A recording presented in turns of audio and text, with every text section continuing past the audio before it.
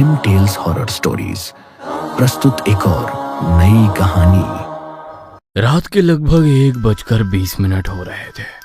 शहर की सड़कों पर धुंध इतनी थी जैसे किसी ने रुई फैला दी हो।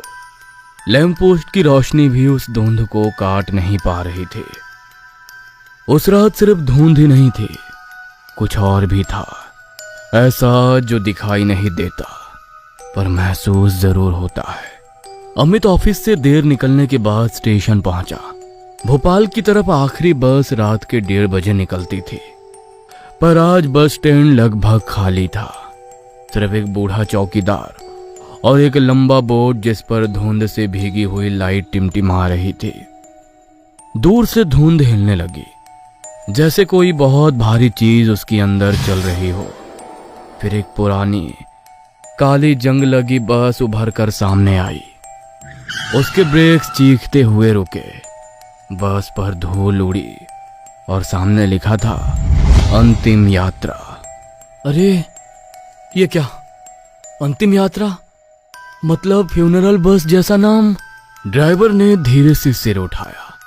उसकी आंखें लाल, बिना पलक झपकाए सीधे अमित पर पड़ी। चढ़ना है तो चढ़ो, यह बस इंतजार नहीं करती।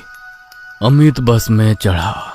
अंदर का माहौल अजीब ठंडा था। सीटों पर लोग बैठे थे, लेकिन सब बिल्कुल चुप और इतनी देर तक स्थिर कि लगे जैसे सो नहीं रहे, जैसे जमे हुए हो। अमित ने एक आदमी के कंधे पर हाथ रखा। भैया, ये बस कंफर्म भोपाल जाती है ना? आदमी धीरे धीरे मुड़ा। उसका चेहरा फीका, आंखें अंदर धसी हुई। हम सब वहीं जा रहे हैं जहां तुम जाओगे। अमित का दिल बैठ गया। कंडक्टर आया, लेकिन वो इंसान जैसा नहीं लगा। उसका शरीर लंबा पतला, हाथ असामान्य रूप से बड़े। वो बिना मुंह खोले बोला, टिकट या जिंदगी? हाँ? कंडक्टर धीरे से मुस्कुराया, मुस्कान पूरी तरह नकली। उसने अमित के टिकट पर नजर डाली और बोला, भोपाल का कोई पैसेंजर इस रात नहीं होता।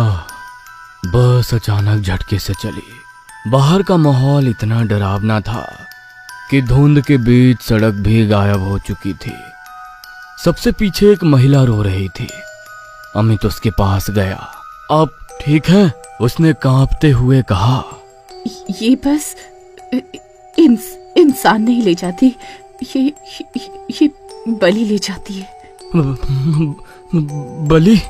महिला ने सीट के नीचे इशारा किया। अमित ने झुककर देखा। सीटों के नीचे खून की सूखी परतें, जैसे किसी को घसीटा गया हो। बस अचानक रुकी। अमित ने खिड़की से बाहर देखा। रात का एक सुनसान मोड़। एक आदमी सड़क पर खड़ा था।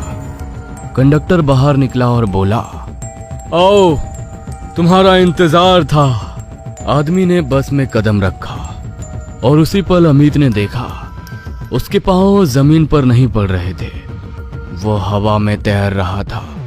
और सबसे डरावनी बात, बस में चढ़ते ही उसकी आंखें सफेद हो गईं।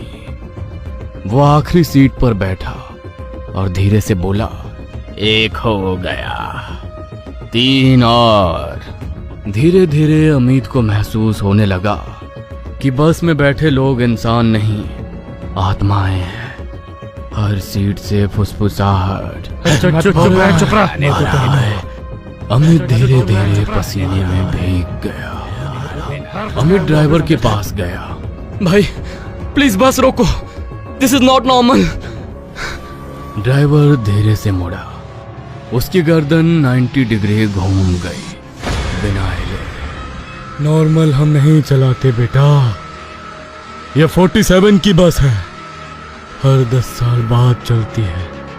पुरानी अजलों के लोग वापस इसमें आते हैं अपनी जगह पूरी करने। जगह? हर 10 साल में यह बस 4 जिंदा लोग लेती है, तभी रुकती है। और उसी पल अमित को याद आया कि अंदर अभी सिर्फ 3 लोग जिंदा बैठे थे, वो खुद, बूढ़ा आदमी और एक महिला। बस का दरवाजा अपने आप बंद हुआ। सामने बैठे लोग जो अब तक चुप थे, एक एक करके खड़े हुए। उनके शरीर से अंधेरा सा धुंध निकल रहा था। उन्होंने बूढ़े आदमी को पकड़ लिया।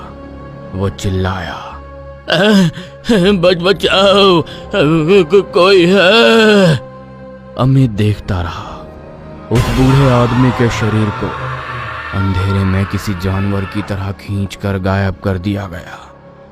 बस के अंदर लिखा चमका, 3 out of 4 passengers collected। बस की हर खिड़की के बाहर एक ही चीख दिख रही थी, अमित खुद, जैसे वो अलग अलग मौतों में मर चुका हो। एक में सड़क पर पड़ा था, एक में बस के नीचे कुचला हुआ, एक में फांसी पर लटका हुआ। हर रिफ्लेक्शन अमित को घूर रहा था। तू बच नहीं पाएगा, तेरा स्टॉप आखिरी है। स्टॉप दी बस। वही महिला जो रो रही थी, वो धीरे से बोली, मैंने भी 10 साल पहले इस बस को देखा था। मैं बच गई थी, पर आज मेरी बारी पूरी करने वो मुझे वापस ले जा रही है। How to stop this? जिंदा बच्चा एक ही तू। ये बस तभी रुकती है जब 4 सैक्रिफाइस पूरे हो जाते हैं। मतलब मुझे मरना होगा? महिला ने धीरे से हाँ में सिर हिलाया। बस रफ्तार पकड़ ली है। अंदर की सीटें हिल रही, आत्माएं उभरने लगी। ड्राइवर पूरी तरह दानव बन चुका था। उतर जा, तेरी मंजिल आ गई। आ जाओ, हम तेरा इंतजार कर रहे हैं।